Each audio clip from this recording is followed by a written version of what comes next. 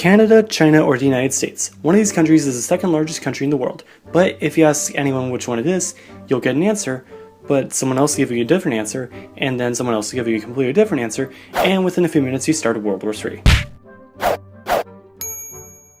China, Canada, and the United States are all big, diverse places packed with all sorts of different kinds of people. Okay, maybe not the people part in Canada, but there's some trouble when it comes to figuring out who exactly is the biggest. Canada has established itself quite well as the second largest country, but there are some disputes that we'll get back to later.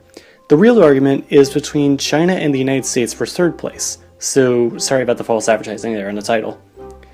First, China has a lot of disputed territories, like Arunachal Pradesh and Aksai Chin with India, Taiwan with Taiwan, the Senkaku or Diaoyu Islands with Japan, the border with Tajikistan with France, and of course the Spratly Islands with pretty much everyone in the area. But how do you count disputed territories?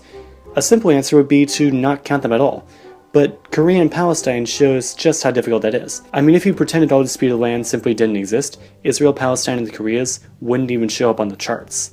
However, this doesn't affect China as much, so sources leave out the disputed territories. The US doesn't have disputed territories, other than the small islands they claim are part of Maine and Canada claims they're part of New Brunswick, but it has a lot of island territories. These are a bit iffy, but they obviously count as US land, as in the US government has control over them and no one disputes that. But they're not integral to the country. And territories like Guam and Puerto Rico have been compared to colonial possessions. Of course, lack of democracy doesn't disqualify a country from the list, so it's best to include them since there's no argument that the US owns these islands. The only reason I brought up US territories is because so many other sources mention them, even though they're not actually that much of an issue. On the issue of water area, Canada actually gets put into the spotlight, as many point out how Canada is largely water area. Not counting any water, including inland water, which would be stupid, puts Canada behind China and the United States, as it has around 3 million lakes. Yes, million! How? Canada is around 8.93% water, compared to China's 2.82% and the US's 3.96 or 6.97%. So not including any water would put the list at, in decreasing order, China, US, Canada. We have to include lakes though.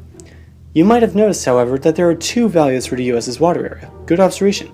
This is because the UN and the CIO World Factbook include territorial waters for the United States, but not for other countries for some reason. So if you don't include US territorial water, because it can be problematic for some countries, and don't include China's 137,000 kilometers of disputed lands, but do include the US territories and Canada's lakes, it comes out to the United States at number 4, China at number 3, and Canada at number 2, and Russia at number 1 with nearly twice that. It's really just a bunch of egotistical jerks messing with the statistics, trying to fool everyone, but everyone knows who really runs the world. Thank you for watching this video. If you enjoyed it, please be sure to give it a like, share, and subscribe for more every Sunday. Why do I get the feeling this video is certainly going to start a flame war for no reason? Well, anyway, see you next Sunday.